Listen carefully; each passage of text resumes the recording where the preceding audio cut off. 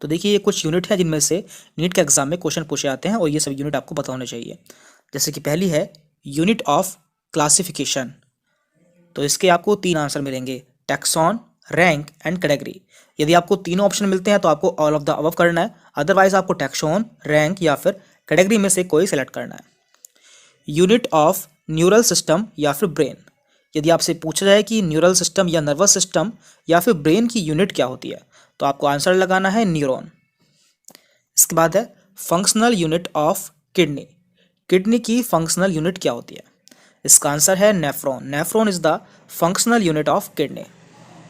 इसके बाद है anatomical unit of muscle. Muscle की एनाटॉमिकल यूनिट क्या होती है? इसके लिए राइट आंसर होगा मसल फाइबर या फिर मसल सेल। आपको इनमें से दोनों ये ऑप्शन मिल सकते हैं, या तो मसल फाइबर या फिर मसल सेल। इसके बाद है functional unit of contraction. Contraction की या मसल कॉन्ट्रैक्शन की फंक्शनल यूनिट क्या होती है?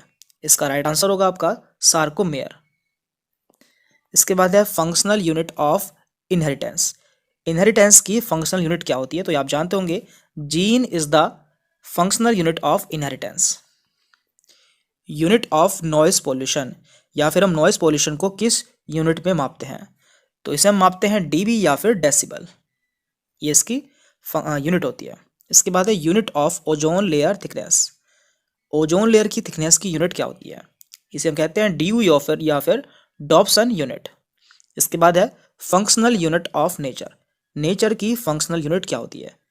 इसके लिए है ecosystem. Structural and functional unit of all living organism.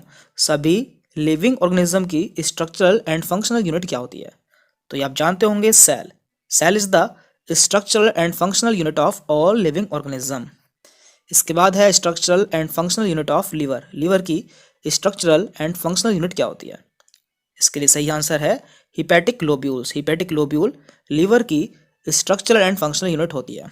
And last है functional unit of lungs. Lungs की फंक्शनल यूनिट क्या होती है? तो इसके लिए सही है एल्वियोलाई। लंग्स की फंक्शनल यूनिट एल्वियोलाई होती है, जहां से गैसेस का एक्सचेंज होता है। नंबर ऑफ सलाइवरी ग्लैंड्स, यानी कि हमारे माउथ में कितने पेयर सलाइवरी ग्लैंड्स पाई जाती हैं? तो हमारे माउथ में 3 पेयर सलाइवरी ग्लैंड्स पाई जाती हैं, जो कि है पैरोटिड, सबलिंगुअल एंड सब मैंडिबुलर। इसके लिए ट्रिक आपको याद रखना है पास, PASS पास। तो PA for parotid, S for sublingual and second S for सब मैंडिबुलर। एंड इनमें कौन कौन सी डक्ट पाई जाती है ये भी आपसे पूछा जा सकता है। तो पैरोटिड में स्टेंसन डक्ट, सबलिंगुअल में रिविनस, RIVINUS, एंड लास्ट सब मैंडिबुलर में वार्टन डक्ट, WHARTON डक्ट। इसके बाद है number of portions in stomach. Stomach में कितने पोर्शन पाए जाते हैं? तो देखिए इसके लिए आपको आंसर लगाना होगा 4। स्टमक में 4 पोर्शन पाए जाते हैं, जो कि हैं कार्डिक, फंडिक, बॉडी एंड पाइलोइक। इसके बाद है पीएच ऑफ सलाइवा, यानी कि सलाइवा की पीएच कितनी होती है? तो इसके लिए आपको आंसर लगाना होगा 6.8, जो कि स्लाइटली एसिडिक होती है। और यहाँ पर कुछ स्टार्च का डाइजेशन स्टार्ट हो जाता है।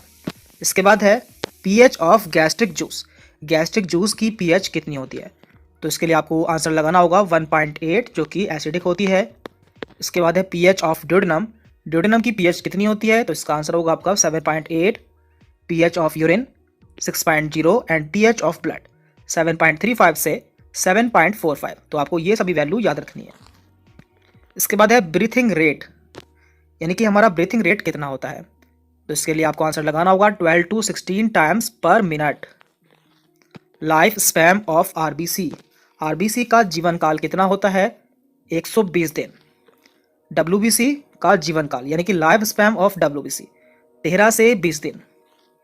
इसके बाद है life span of platelets.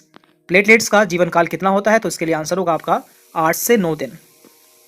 Total valves in heart. Heart में कितने वाल्व पाए जाते हैं? तो हार्ट में टोटल 4 वाल्व पाए जाते हैं। तो वो वाल्व कौन कौन से हैं तो समझ लेते हैं। तो देखिए हमारे हार्ट में 4 चैम्बर पाए जाते हैं, जो कि कुछ इस तरह से होता है।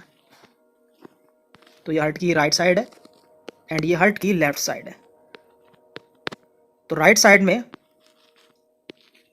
यहाँ पर ट्राइकस्पिड वाल्व एंड इस साइड में लेफ्ट साइड में बाइकस्पिड वाल्व पाया जाता है जिसे कि मिट्रल वाल्व भी कहते हैं। एंड राइट साइड में ही पल्मोनरी वाल्व पाया जाता है जो कि हमारे हार्ट से इम्प्योर ब्लड को लंग तक लेके जाता है। तो यहाँ पे होता है पल्मोनरी वाल्व एंड इसके लेफ्ट साइड में होता है एओर्टिक वाल्व जो कि हमारे हार्ट से प्योर ब्लड को पूरी बॉडी तक लेके जाता है। तो आपको ये सभी वाल्व भी याद रखने हैं। इसके बाद आता है लोब्स इन लंग्स, यानी कि लंग्स में कितने लोब होते हैं।